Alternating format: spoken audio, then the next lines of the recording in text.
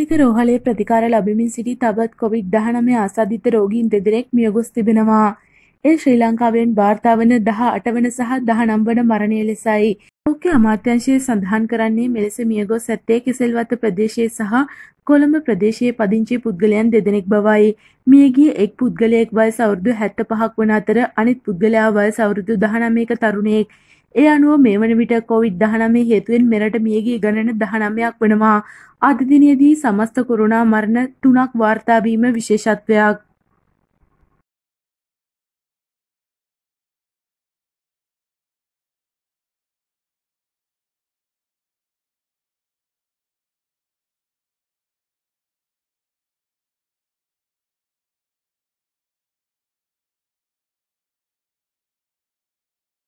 තාමත් ඔබ අපව සබස්ක්‍රයිබ් කරලා නැත්නම් දැන් අපව සබස්ක්‍රයිබ් කරන්න. බෙල් බටනේ ක්ලික් කිරීමෙන් අපගේ නවතම වීඩියෝ දැන් ඔබට නරඹන්න පුළුවන්.